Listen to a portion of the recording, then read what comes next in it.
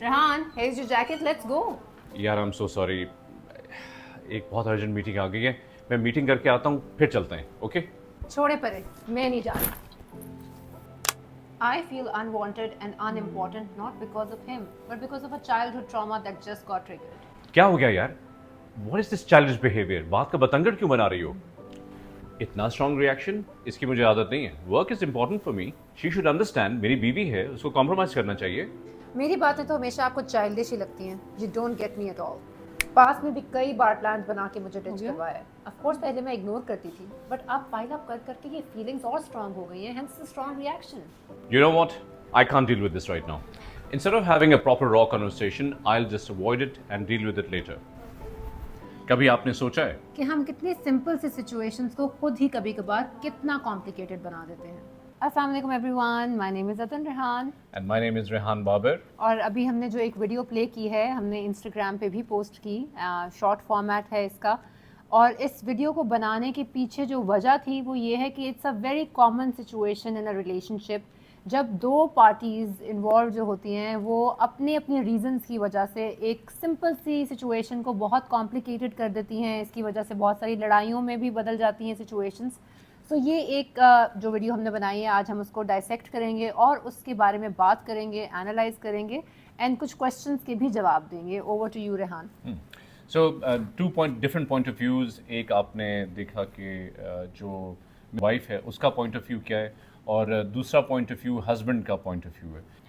So as you could see that there are two different point of views. अगर काम आ गया है जो कि अब क्लैश कर रहा है, तो इस सिचुएशन में, इस क्लैश में क्या करना चाहिए? What is the best way forward? तो क्या was that Was that a appropriate? wise decision or was that reaction something जो कि उसके consequences बहुत बुरे भी हो सकते हैं? Like it could turn it into a fight.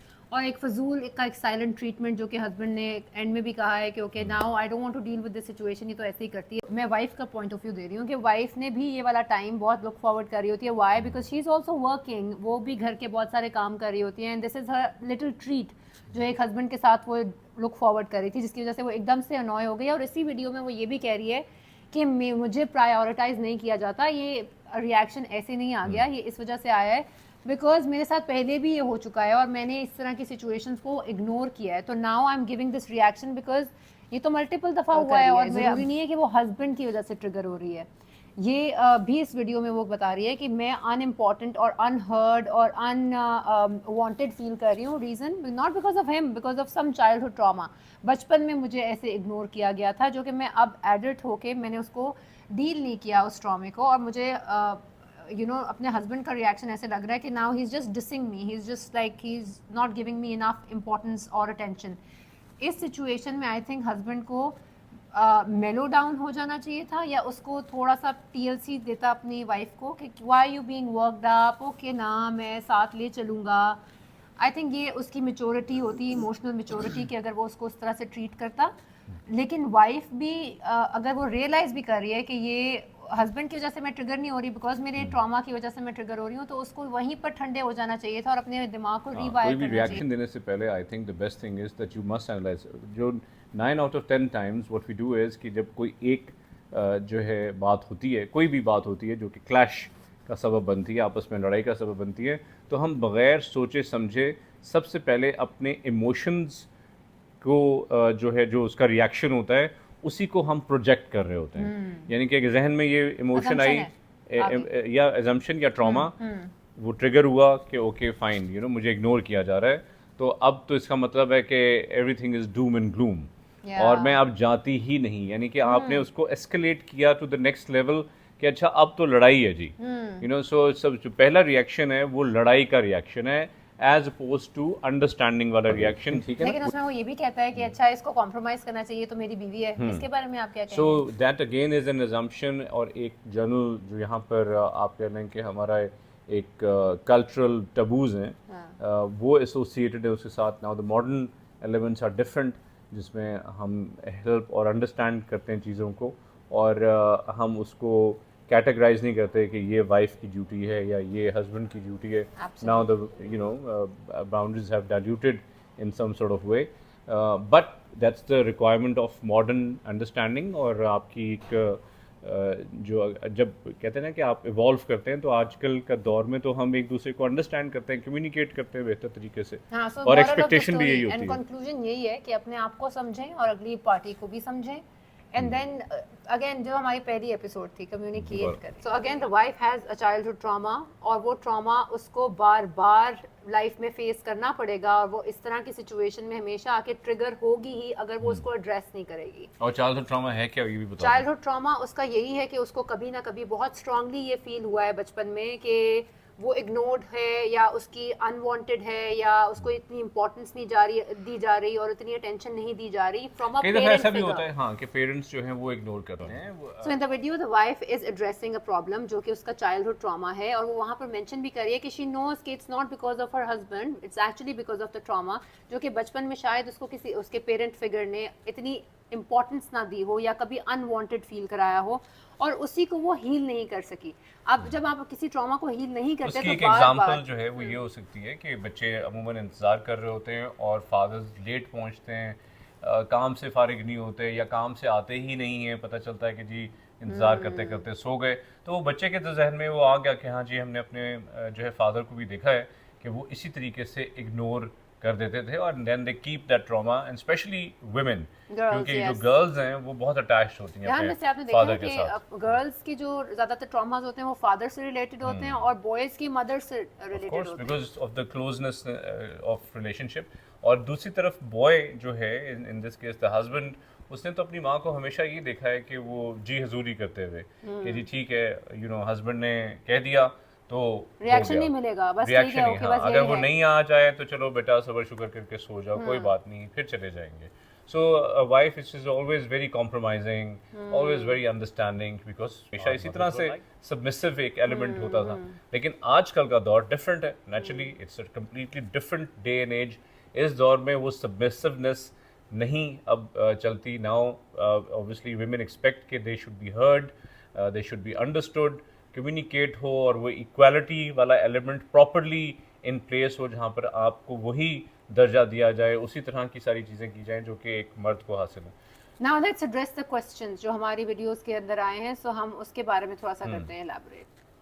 So first question is I feel ignored by my husband, but मैं ये कह नहीं पाती. So what should I तो do? सबसे पहले तो कहना शुरू करें, लेकिन एक अगेन सेफ एनवायरनमेंट में, एक सेफ सेटिंग में, रिएक्शन दिए बगैर और अपने कंसर्न्स को बहुत एज एन एडल्ट बहुत प्यार से कम्युनिकेट करें, बिकॉज ये बड़ा ट्रिकी सी सूरत हाल होती सो है। आई थिंक मोस्टली जो प्रॉब्लम्स आती हैं मेरे ख्याल में वो अजम्पशंस से आती हैं। अजम्पशंस किस बात की कि फॉर इंस्टेंस अदन की एक सर्टन अजम्पशन होगी, यानी कि वो उनके जहन में उन्होंने एक खाका खींचा हुआ है कि जी मुझे इस किस्म का ट्रीटमेंट चाहिए।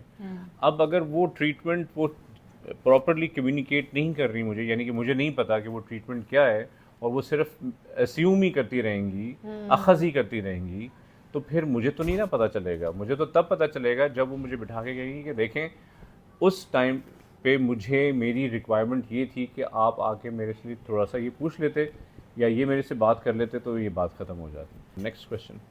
Next question is मैं भी बातें अंदर ही अंदर रख के एक ही दफ़ा फटता हूँ, पर मुझे समझ नहीं आती अपनी वाइफ से कैसे कम्युनिकेट करूँ. ये तो आपको बताना चाहिए कैसे कम्युनिकेट करें। बहुत सारी चीज़ों पे जब मैं आपको अगर तंग किए जा रही हूँ तो आप कैसे करते हैं कम्युनिकेट मुझे? So communication is the most difficult thing to do. It's not easy. तो एक कहना तो बहुत सबसे आसान पहले है। हाँ जी कहना बहुत आसान है कि जी एक दूसरे से बातचीत करें, लेकिन अगर बहुत सारे सवाल ये भी आते हैं कि जी मैं तो बातचीत करती रहती हूँ, अगले को समझ ही नहीं आ रही, या अगला बातचीत करने के लिए तैयार नहीं है, या अगले के पास बातचीत करने का टाइम नहीं है। ये सारे जो है हमें आते हैं, बहुत सारे इस तरह Challenges, के चैलेंजेस भी आते हैं, और लोग हमसे पूछते भी हैं अक्सर औकात। सो उसका अगेन तरीका तो वही है कि आपको कहते हैं ना कि हमने बचपन में पढ़ा था कि पत्थर पे भी पानी पड़े अगर मुत्तसिल तो घिस जाती है पत्थर की सिल, यानी कि कंसिस्टेंसी एंड यू नो एक consistency is the key to success. So अगर आप कंसिस्टेंट रहेंगे तो फिर आपको एक ना एक दिन उसमें कामयाबी ज़रूर हासिल होगी। सो अगेन ये कम्युनिकेट करना अपनी फीलिंग्स को इतना ज़रूरी है, बिकॉज अदरवाइज आप हील नहीं कर सकेंगे। और दो अनहील्ड लोग जब आपस में मिलते हैं तो वो एक केमिकल रिएक्शन एक ऐसा होता है कि वो अगेन बहुत ज़्यादा बर्स्ट ही करेगा ना, फिर तो bubble होगा, ज्वालामुखी ही होगा, हाँ, यानी so कि it's वो like explosion. आतिशफ़शां पहाड़ ही फटेगा। तो अपने अंदर चीज़ों को दबा के ना रखें। इसीलिए जैसे मैंने कहा कि आप एक दूसरे के साथ ज़्यादातर एक दूसरे को अंडरस्टैंड करवाने की और करने की भी, कोशिश करें। सिर्फ एक तरफा नहीं, आपको अंडरस्टैंड करना भी है और करवाना भी है। और पता है कभी कभार ये भी बहुत ज़रूरी होता है कि जिस तरह हम अपनी वीडियोस में दिखा रहे हैं कि दोनों के पॉइंट ऑफ व्यूज डिस्कस होने चाहिए। कभी कभार हस्बैंड किसी और तरफ से सोच रहा होता है और उसकी शायद मैं कॉम्प्रोमाइज़ पे मेरी अटक जाए कि आप मुझे समझते हैं कि अब मैं कॉम्प्रोमाइज़ हमेशा करूँ, बट अगर वो देखा जाए कि okay he is being a provider, he is being like he was also excited, उसकी टोन कैसी थी, सो दोनों मिलजुल के इसको एड्रेस करें। थर्ड क्वेश्चन क्या है? थर्ड क्वेश्चन इज, मेरे हस्बैंड में काम को प्रायोरिटाइज करते हैं, क्या मैं उनको चेंज कर सकती हूँ? हाँ, अमूमन जो ख़ातून खाना है, जो घरेलू ख़ातून हैं, उनका ये ख्याल होता है कि हस्बैंड जो है वो हमेशा काम पे ही बिज़ी रहते हैं और हम शायद घर वाले उनके लिए इतने इम्पोर्टेंट नहीं हैं। अगर तो घर का ये सिनारियो है तो प्लीज़ डू अंडरस्टैंड कि अगर एक फ़र्द वाहिद के ऊपर, यानी कि एक अकेले इंसान के ऊपर इस चीज़ का जो है वो रिस्पॉन्सिबिलिटी है कि वो घर के लिए कमाए, तो फिर नेचुरली वो उसको प्रायोरिटी रखते हुए वो अगर वो काम कर रहा है तो वो फिर घर वालों के लिए ही काम कर रहा है। आप अपने हस्बैंड को कम्युनिकेट ज़रूर करें कि जी हाँ ठीक है, काम के वक्त काम, और जब बीच में ज़रूर ऐसा टाइम आप निकालें हर हफ्ते में, और वो टाइम आप बेशक जो है वो मुख्तस कर दें आपस में मिलकर कि जी ये वो वाला टाइम है जिस पे काम नहीं, सिर्फ फैमिली टाइम होगा। कि आप घर के अंदर क्या ये ऐसी इन्वायरमेंट पैदा कर रही हैं कि जहाँ पर अगर हस्बैंड ही सिर्फ काम कर रहा हो तो जब वो घर आता है तो क्या उसको सुकून मिलता है घर आके, या उसको मज़ीद टेंशन मिलती है, क्योंकि वो ऑलरेडी एक टेंस इन्वायरमेंट में, काम वाली इन्वायरमेंट कभी भी सुकून वाली इन्वायरमेंट नहीं होती, काम तो काम होता है, तो वो उस इन्वायरमेंट से निकल के घर पे सुकून की तलाश में आता है। so that brings us to the end of our this conversation about the video. I hope you like this video. Please subscribe to our channel, hit the notification bell so that you are well aware कि हमारी video आज लग गई है। And please share your feedback and thoughts with us, because obviously आपके जो questions आएंगे या आपकी experiences या आपकी stories आएंगी, हम उसके ऊपर मज़ीद content बना सकेंगे। इंशाल्लाह। Until next time, take care. Allah Hafiz.